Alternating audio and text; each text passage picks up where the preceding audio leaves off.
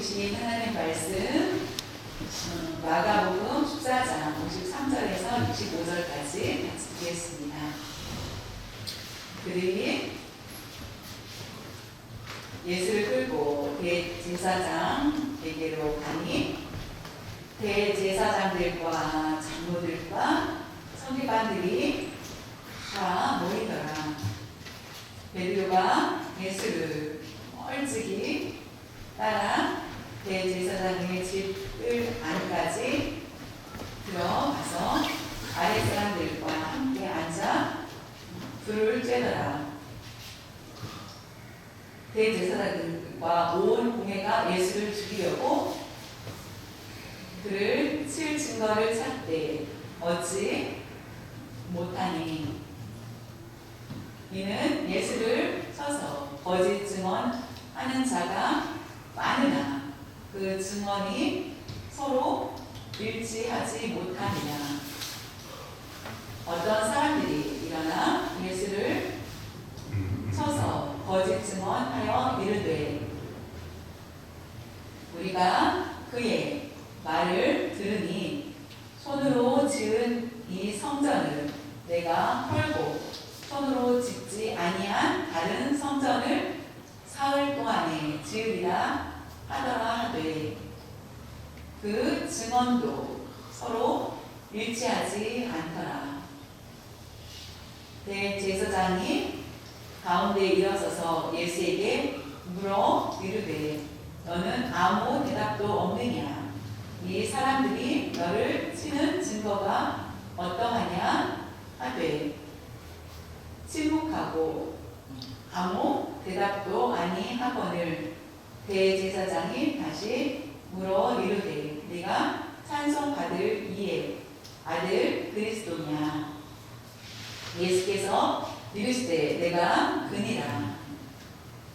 인자가 걷는 자의 우편에 앉은 것과 하늘 구름을 타고 오는 것을 너희가 보리라 하시니 대제사장이 자기 옷을 찢으며 이르되 우리가 어찌 더 증인을 요구하리요?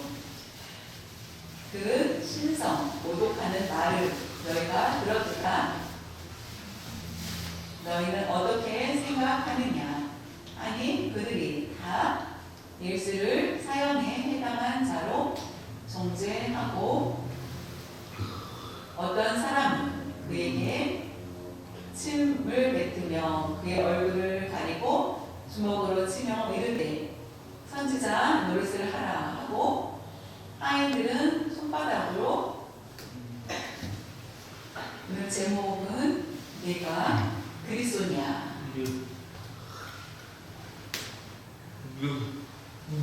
그리스도는 누구십니까? 어제 우리가 바쁘게 삶 가운데 있었습니다. 그런데도 우리와 함께 계신 분, 우리가 어제 오랜만에 일을 하고 푹 쉬고 있었을 때 우리가 대화하는 가운데서도 함께 계셨던 분, 이게 바로 그리스도인이십니다. 오늘 하나님께 예배 드리기를 원하여서 우리가 갈망 가운데 있는 우리에게와 함께 예배하시는 분, 그분이 그리스도이시며 내일 아니면 미래의 영원한 토록 우리와 함께 계실 분이 바로 그리스도이십니다. 그리스도이신 분은 예수님이십니다. 우리가 언제나 예수님이 우리와 함께 동행하여 주시고 넘어질 때 우리를 위로하여 주시고 일으켜 주시고 아픔을 같이 나누어 주시고 우리의 눈물도 외면하지 않고 함께 하여 주시는 분이시며 우리를 이해하시고 우리와 동행하여 주시는 분이 바로 그리스도이십니다. 오늘 말씀 본문에 보면은 뜻밖의 그런 나약한 모습을 보이십니다. 지난주에 말씀드린 것처럼 겟세마네 동산에서 예수님께서 기도를 하실 때에 새벽에 군인들이 와서 공병들이 와서 예수님을 잡아 가시는 내용입니다. 어디로 가셨습니까? 로마가 아니라 대제사장이 있는 곳으로 예수님을 끌고 가는 것을 보게 됩니다. 53절에 보면 그들이 예수를 끌고 대제사장에게로 가니 대제사장들과 장로들과 서기관들이 다 모이더라. 대제사장들과 55절에 온 공회가 예수를 죽이려고 그를 칠 증거를 찾되 얻지 못하니. 공회라고 나와 있습니다. 공회. 그 공회는 사내들이 공회입니다. 공회 이름이 바로 사내들인 공회라고 해서 굉장히 유명합니다. 이스라엘의 종교 재판을 하는 곳을 얘기합니다. 어느 사람은 말하기를 공회에서 회의할 때 70명이고 어떤 사람은 71명이고 뭐 72명이다라고 얘기를 하는데 그 공회의 회원들이 70에서 72명 정도 되는 것 같습니다. 그 이야기는 모세가 이스라엘 사람들을 출애굽할 때에 너무 많은 사람들이 있었을 때 어떻게 했습니까? 70명의 장로를 뽑습니다. 70명을 뽑아서 그들이 직접 지도할 수 있도록 문제를 해결할. 그들이 70명의 장로가 해결되지 않으면은 그 작은 문제들은 70명이 해결하고 그 큰 문제들은 오히려 올리는 것처럼 그 사례들인 공회가 그러다가 사라졌다가 다시 시작이 됩니다. 그래서 그 회원들은 대제사장, 그냥 제사장이 아니라 대제사장과 장로들과 서기관들입니다. 서기관들을 보면은 대부분 바리새인들이 많습니다. 멀리서 보면은 바리새인들의 회원들이 더 많은 보입니다.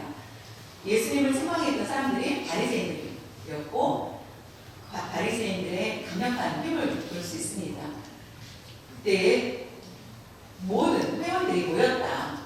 그것은 바로 그들이 가룟 유다로 인하여서 그들이 예수님을 잡고자 모략하였기 때문에 그것을 알려주고 모이라. 공회에 사내들인 공회에 모든 회원들은 모이라라고 합니다. 그래서 그런데 예수님을 신문하여도 죄가 쓰셨습니다. 아무리 찾으려고 해도 예수님께는 죄가 하나도 드러나지 않는 것을 보게 됩니다. 그 이유는 무엇인지 마가복음 14장 58절에 보면은 우리가 예수님의 말을 들으니 손으로 지은 이 성전을 내가 헐고 손으로 짓지 아니한 다른 성전을 사흘 동안에 지으리라 하더라 하되. 이 내용이 분명하지 않고 시원하지 않다. 그 증거를 많은 사람들한테 들었는데 그래서 로마 총독에게 아무리 올리려고 해도 올릴 수 있는 내용이 없다. 근데 이 사람들은 벌써 예수님을 죽이고자 하는 그런 마음이 결정되어 있기 때문에 이와 같이 말하는 것을 보게 됩니다. 마가복음 14장 6절에서 1절에 보면 대제사장이 가운데 일어서서 예수에게 물어 이르되 너는 아무 대답도 없느냐? 이 사람들이 너를 치는 증거가 어떠하냐? 침묵하고 아무 대답도 아니하거늘 대제사장이 다시 물어 이르되 네가 찬송받을 이의 아들 그리스도냐? 여기에 보면은 아무리 회의를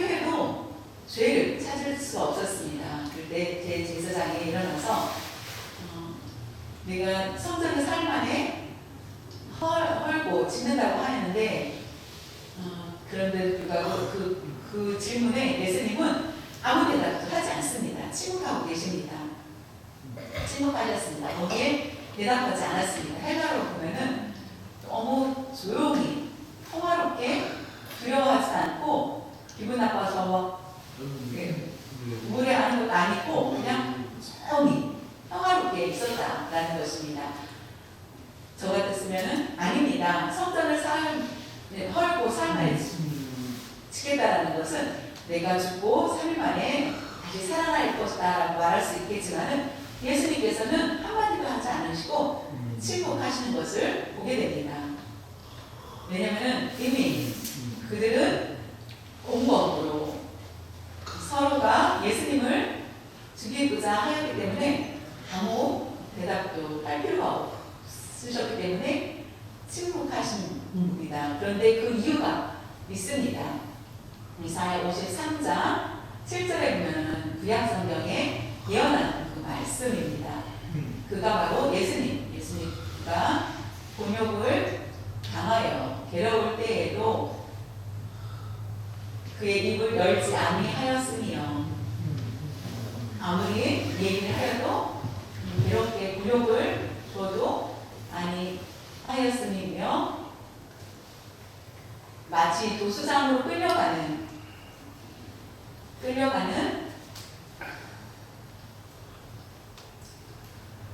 어린 양과 털 깎는 자 앞에서 잠잠한 양 같이 그의 입을 열지 아니하였도다. 이사야 선지자는 아마 그 마음이 많이 괴로웠을 것입니다. 예수님의 그 모습을 통하여서 근함이 없이 그냥 힘을 가지고 오시면 좋을 텐데 얼마나 이것을 기록하면서 이사야도 마음이 아팠을 것인지. 근데 이사야의 예언한 대로 예수님은 내로 잠잠한 양같이 털 깎는 자 앞에서 아주 입을 열지 않고 그냥 잠잠 있었다라는 것입니다. 예수님은 이미 다 아셨습니다. 엄마가 아들을 보고 맛있는 거 사줄게.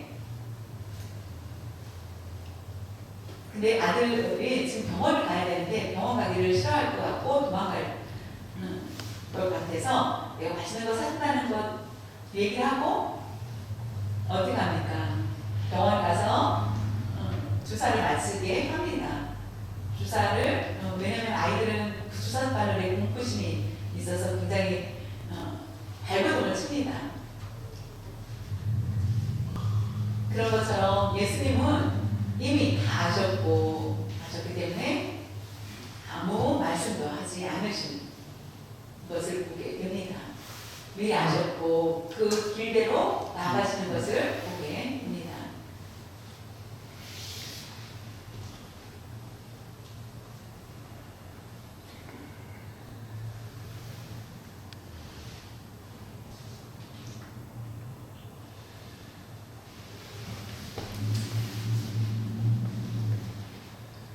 마가복음의 8장에 보면은 예수님께서 앞으로 내가 대제사장들과 장로들과 서기관들이 나를 버릴 것이다. 나를 심문하고 나를 버릴 것이다. 내가 죽음을 당할 것이다. 그러나 3일 만에 내가 다시 살아날 것이라는 것을 알려줍니다. 마가복음에 기록되어 있는 내용입니다. 근데 그대로 장로, 대제사장, 서기관들이 똑같이 이와 같이 사내들이 공회에서 예수님께 심문하는 것을 보게 됩니다. 그런데도 불구하고 예수님은 끝까지 참고 거기에 나아가신 것을 보게 됩니다. 그것은 바로 우리의 죄를 모두 담당하시기 위해서 묵묵히 나아가시고 그 모든 죄를 담당하신 것을 보게 됩니다.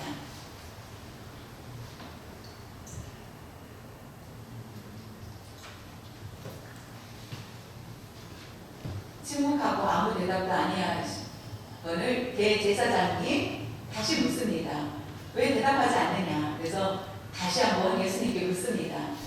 그때에 예수님께서 처음 말씀하신 것을 보게 됩니다. 계속 침묵하셨던 예수님은 어떻습니까? 다시 물어 이르되 네가 찬송받을 이의 아들 그리스도냐?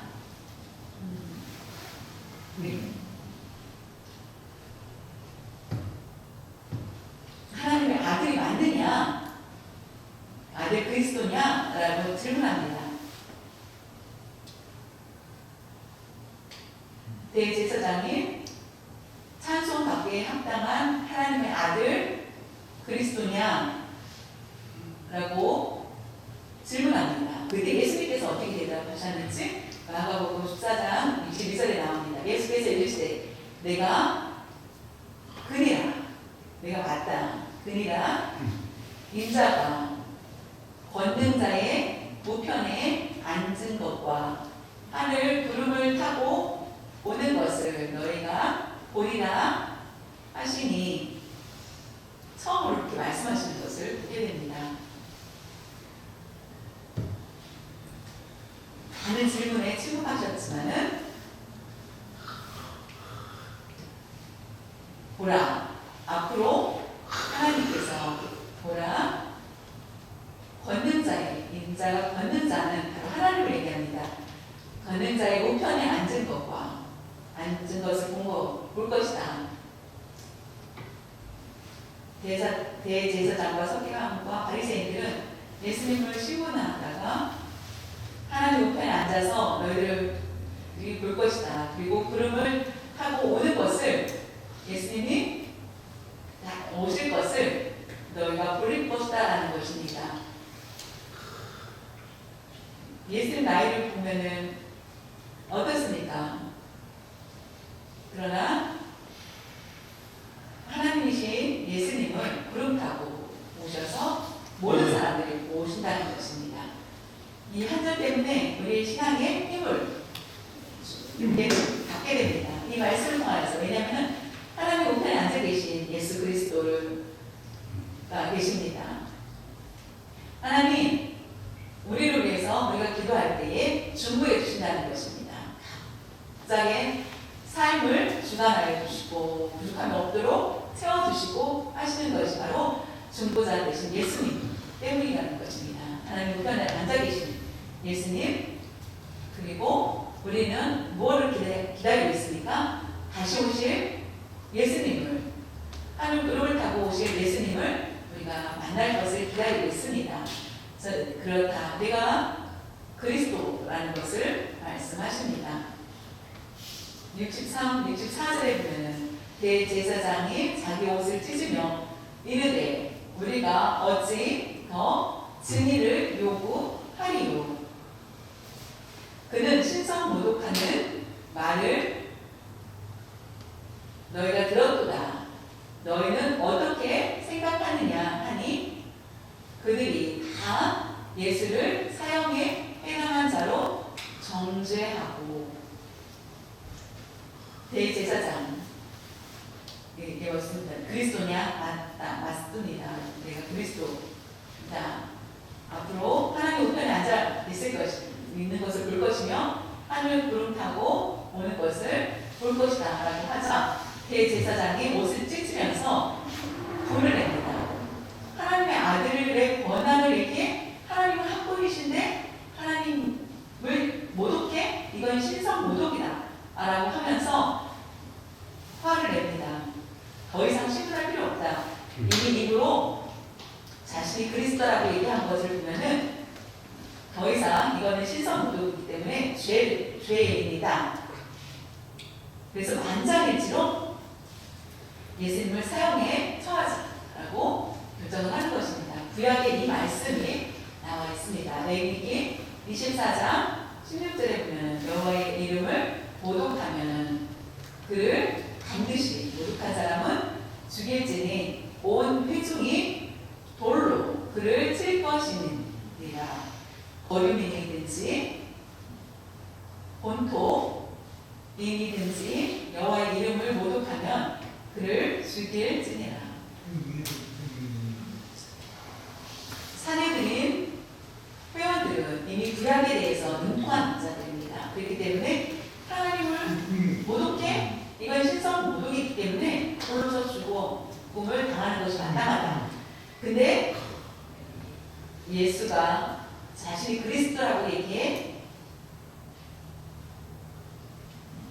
이것은 제자들에게만 한 것이 아니라 모든 사람들이 다 듣는 앞에서 내가 그리스도라는 것을 처음으로 말씀하시는 것입니다.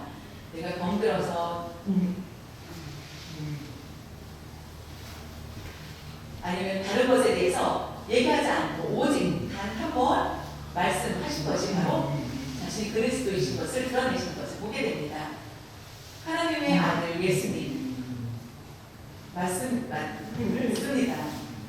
지금도 하나님 우편에 앉아 계십니다. 예수님은 곧 그리스도이십니다. 오늘 세상에 우리에게 세상 사람들은 우리에게 묻습니다. 우리에게 그리스도 있느냐라고 질문합니다. 그리스도인 그 뜻은 예수를 믿느냐라는 것입니다. 우리가 자신에게 대답할 수 있겠습니까? 우리 자신을 살펴보시길 바랍니다. 우리가 내가 그리스도인이라는 것을 깨달을 필요가 있습니다. 마가복음 14장 65절에 어떤 사람은 예수에게 침을 뱉으며 예수님의 그의 얼굴을 가리고 주먹으로 치며 이르되 선지자 노릇을 하라 하고 하인들은 손바닥으로 치더라. 와, 굉장히 하나님의 아들이라는 얘기를 했고 그것을 들었던 사람들은 어떻게 이와 같이 행하는 것을 보게 됩니다. 이스라엘 유대의 전통에 보면은 사형을 받기 전에 그 얼굴에 침을 뱉고 모독을 해야 된다. 여러분 우리가 침 뱉음을 당한다면은 얼마나 그것이 기분 나쁜 일이 있겠습니까? 그 많은 사람들이 예수님께 침을 뱉었다고 생각을 하면은 어떻겠습니까? 그리고 또 예수님의 얼굴을 가리고 이 뜻은 바로 예수님이 계십니다. 얼굴을 이렇게 가리고 주먹을 이렇게 쳤다. 그러면은 누가 쳤는지 알아맞혀라. 이 중에 누가 주먹을 쳤는지를 알 수 있겠느냐. 이것은 선지자라면은 누가 쳤는지 알지 않겠느냐라면서 모독하는 것입니다. 얼굴을 가리고 손을 치고 누군지 알아맞히자는 것이며 하인은 손바닥으로 막 예수님을 쳤습니다. 로마 군병들보다 더 심한 그런 모습이 아니었을까. 벌써 이와 같이 예수님께서 얼마나 많은 고난을 당하셨는지 볼 수 있습니다. 예수님이 침뱉음과 맞음과 있었지만은 그럼에도 불구하고 예수님은 아무 말씀도 안 하십니다. 끝까지 침묵하시고 참고 계시는 것을 보게 됩니다.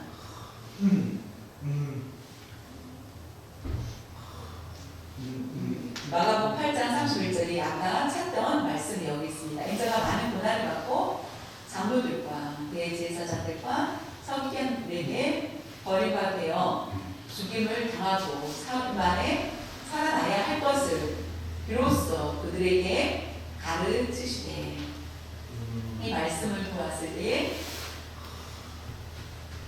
장로들과 대제사장들과 서기관들이라는 것을 보게 됩니다. 장로들과 서기관들에게 버림받아 죽임을 당하고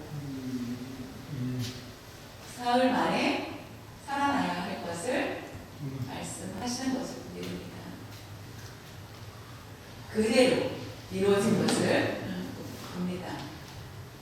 마가복음 14장 54절에 베드로가 예수를 가까이 가자 멀리 있었습니다. 멀찍이 따라 멀리서 본인은 예수님과 관계가 없다라는 것을 보여주기 위해서 대제사장의 집들 안까지 들어가서 아랫사람들과 함께 앉아 불을 쬐더라. 아침에 너무 추웠기 때문에 낮에는 덥지만 아침에 춥기 때문에 불 켜운 곳에 앉아서 그 사람들과 함께 아랫사람들과라고 하는 것은 하인들을 얘기합니다. 하인 같은 그 사람들과 함께 하인처럼 같이 재판할 때에 앉아서 그것을 보고 있는 것입니다. 멀찍이, 예수를 멀찍이라고 가까이가 아니라 멀리 있었습니다. 예수님을 3년 동안 따랐던 베드로, 같이 자고 먹고 하였던 베드로인데 예수님이 잡히실 때에 어떻습니까? 지금은 멀리 있습니다. 베드로는 호언장담했습니다. 예수님 누구신지를 얘기하고 이 메시아다, 전능하신 분이다 라고 하였던 그가 지금 그는 어떻습니까? 쥐구멍 같은 모습으로 쥐구멍에 숨은 사람처럼 멀찍이 불안에 떨고 있는 것을 보게 됩니다. 혹시나 나도 예수님처럼 이렇게 부족하지 않을까라는 그런 두려움에 떨고 있는 그런 모습, 그러면서 예수님은 지금 어떻게 하고 계실까라고 하면서 모든 것을 보고 있는 것 보게 됩니다. 예수님이 공회에서 행하는 모습을 보게 됩니다. 여기 마가복음에만 이 내용이 기록되어 있습니다. 베드로가 이와 같이 앉아있는 것, 그것은 바로 베드로가 복음을 전할 때에 마가가 통역을 하는 것을 보게 됩니다. 마가가 통역을 해주고 앞으로 이런 내가 부끄러웠던 그런 모습, 내가 말씀을 전할 때 예수님께 멀찍함이 내가 있었고 내가 아랫사람들과 함께 불을 쬐고 있었다 라는 것을 마가는 그것을 다 들었고 통역을 하였던 마가는 그것을 기록을 하였습니다. 마가복음에 기록되어 있습니다. 그래서 마가복음의 가장 복음서 중에서 가장 먼저 기록되었고 마태와 누가가 이 마가복음을 토대로 해서 말씀이 저서가 만들어진 것을 보게 됩니다. 유럽의 그 말씀이 전해졌고 하는 것을 봅니다. 베드로는 너무나 절망하고 연약한 그런 모습을 보여주고 있습니다. 오늘 우리에게 메시아, 내가 예수 믿는 크리스찬이냐? 라고 우리에게 물어본다면 우리는 예수님과 멀리 있는 사람인지 아니면 가까이 있는 사람인지 자신을 살펴봐야 되겠습니다. 그것은 우리가 노아를 통해서 감동을 받을 수 있기를 바랍니다. 죄악이 가득한 그런 세상, 눈으로도 봐도 심판만이 있을 수밖에 없는 그런 시대에 하나님은 노아를 보셨고 노아를 선택하셨고 우리에게 방주를 짓게 합니다. 그래서 순종합니다. 그랬을 때 오랜 시간 동안 방주를 짓습니다. 많은 사람들은 그가 미쳤다라고 얘기를 합니다. 그런데 비가 올까? 비도 안 오는데 이와 같은 행동을 하느냐라고 하면서 사람들은 매일매일 욕을 할 때에 포기할 수도 있고 하지만은 그는 끝까지 그 방주를 짓게 됩니다. 그 이유는 하나님이 그와 동행하셨기 때문입니다. 멀리 있는 하나님이셨다면 금방 죄에 빠질 수밖에 없었겠지요. 베드로는 어떻습니까? 베드로가 죄를 범하였을 때는 예수님과 멀리 있었을 때였습니다. 다윗은 어땠습니까? 다윗이 밧세바를 취한 것도 마찬가지로 하나님과 멀리 아내였기 때문에 간음이라는 죄를 예쁜 여자의 유혹에 빠져서 결국 죄를 범하게 됩니다. 우리가 죄를 왜 범하고 있습니까? 죄를 끊고 싶은데 죄가 끊어지지 않습니다. 그렇다면 하나님과 가까이 해보십시오. 그렇다면 우리가 죄 가운데 있지 않을 것입니다. 우리가 죄 앞에 누구도 하나님과 멀리 있을 때는 누구도 그 죄를 막을 수 없다는 것입니다. 하나님 앞에 하나님과 함께한 사람은 죄도 물리칠 수 있는 능력이 있습니다. 베드로가 죄를 범한 것은 바로 하나님 예수님과 너무나 멀리 있었기 때문에 결국 죄를 범하게 됩니다. 요나 또한 요나에게도 멀리 느느웨로 가서 그 죄 심판이 있을 것인데 그들에게 가서 전하라, 복음을 전하라. 그들을 긍휼히 여겨서 가라라고 하지만은 요나는 어땠습니까? 하나님 말씀을 거역합니다. 결국에는 어떻습니까? 물고기 배 속에 있다가 다시 돌이키고 나가는 것을 보게 됩니다. 하나님과 함께하는 삶. 요나는 잠깐 아마 7일만 가서 1년이 아니라 7일 동안 가서 복음을 전할 수 있는 그런 시간인데도 불구하고 복음을 전하지 않는 그런 모습을 하나님과 멀리하는 것을 보고 볼 수 있습니다. 우리에게 그리스도냐라고 우리 스스로를 질문할 수 있는 여러분들이 되시길 바랍니다. 우리가 개인적인 삶, 우리의 각자의 가정의 삶, 일터에서의 삶, 우리는 어떻습니까? 부부와 우리의 자녀와 더 가까워지는 것이 아니라 하나님과의 관계가 첫 번째 되고, 그 다음에 부부의 행복을 누리고 자녀들과의 행복을 누릴 수 있어야 된다는 것입니다. 우리가 힘들고 어려움이 있을 수도 있습니다. 고난이 있을 수 있습니다. 그러나 하나님께 함께한 사람은 그 마음에 기쁨이 샘솟는다는 것입니다. 우리가 어딜 가든지 하나님과 동행하는 그런 삶을 살 수 있기를 이제 바랍니다. 마가복음 14장 62절에 다시 한번 같이 보겠습니다. 예수께서 하나님 우편에 앉아 계십니다. 여러분, 우리 각자 개인 삶 다 우리를 보고 계십니다.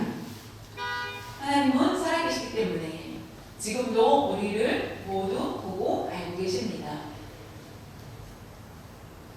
우리가 어떻게, 우리는 지금 만나서 지금의 삶을 알지만은 흩어졌을 때는 어떻습니까? 각자 가정에서 어떻게 사는지 우리가 알지 못하지만 그런 하나님은 모두 알고 계십니다. 다 보고 계시고 하나님 우편에 앉아 계시다는 것입니다. 그렇기 때문에 우리가 반드시 죄를 범하는 것이 우리에게 유익이 되지 않는다는 것, 나의 기쁨을, 쾌락을 위해서 죄를 범하지 마시고 하나님이 나를 지금도 보고 계시다고 생각을 한다면 우리는 어떻게 행할 수 있겠습니까? 믿는 사람들이 입으로만 말을 하며 우리의 행위가 올바르지 않는다면 올바른 그러면 믿는 자라고 말할 수 없습니다. 내가 크리스찬입니다. 내가 예수를 믿는 사람입니다. 난 그리스도인입니다. 라고 하면서도 우리가 우리 행동이 올바르지 않다면 일치가 되지 않는 것입니다. 우리가 하나님 앞에 그리스도인다운 그런 삶을 드러낼 수 있는 여러분들이 되시길 바랍니다. 하나님께서 우리를 보고 계십니다. 하나님 우편에 앉아서 계시고 지금도 우리를 보고 계신다는 것입니다. 반드시 기억해야 될 약속이 있습니다. 그것은 예수님께서 다시 오신다고 하신 것이기 때문에 우리가 천국에 들어갈 그 약속을 받았기 때문에 우리는 어떻게 말씀하십니까? 하나님 우편에 앉아 계신 것과 하늘 구름을 타고 오는 것을 너희가 볼 것이라는 것입니다. 마지막 날에 예수님이 다시 오신 그 소망이 우리에게 있기 때문에 우리는 예수님께서 내가 가서 우리를 위해서 집을 준비해 줄 것이다라는 약속도 우리에게 주셨습니다. 그 약속을 가지고 소망을 품어야 됩니다. 소망을 품고 살 수 있기를 바랍니다. 세상 힘들고 어렵고 고통이 있을지라도 우리 마음에 항상 주 안에서 기쁘게 살 때에 우리가 그 소망 가운데 사는 것입니다. 예수님이 다시 오실 그 약속을 믿고 기대하는 여러분들 되시길 바라며 내가 그리스도인 다운 그런 삶을 살 수 있기를 바랍니다.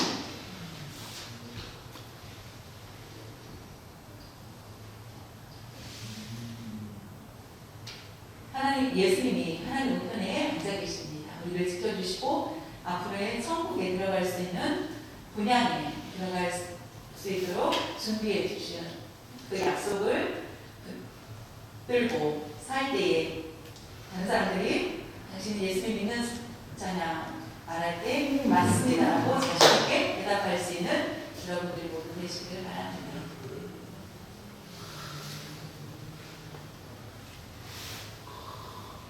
예수님이 누구신지 하나님께서 보내주신 그리스도라는 것을 분명히 확신을 가지고 믿고 살 수 있기를 바랍니다. 확실히 믿고 살 때에 그리스도인이 됩니다.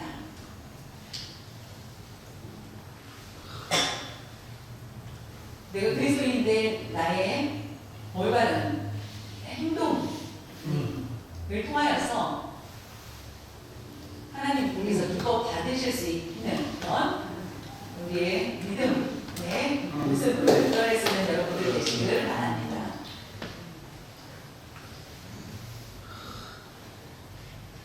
하나님 아버지 감사합니다. 오늘 십자가 앞에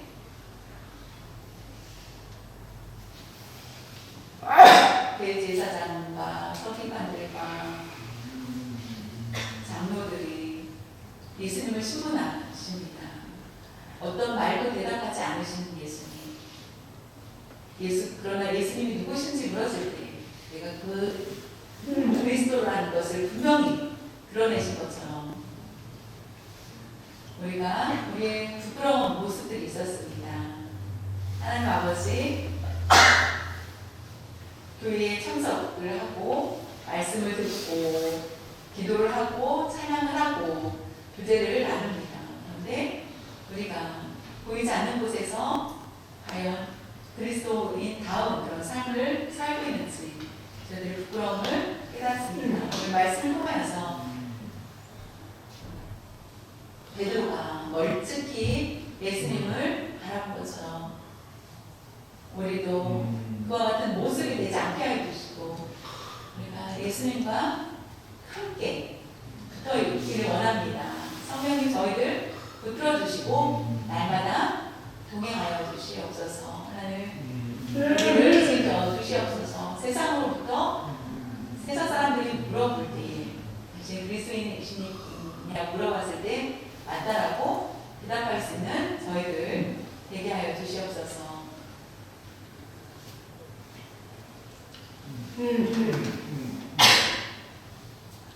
우리가 한 가지 약속, 예수님이 그룹하시고 다시 오실 그 약속을 바라고 있습니다. 우리가 기대하며 소망을 품고 살아갈 수 있는 저희들 되게 하여 주시옵소서. 우리의 삶이 헛되지 않도록 도와주시옵소서. 감사드리며 주 예수님의 이름으로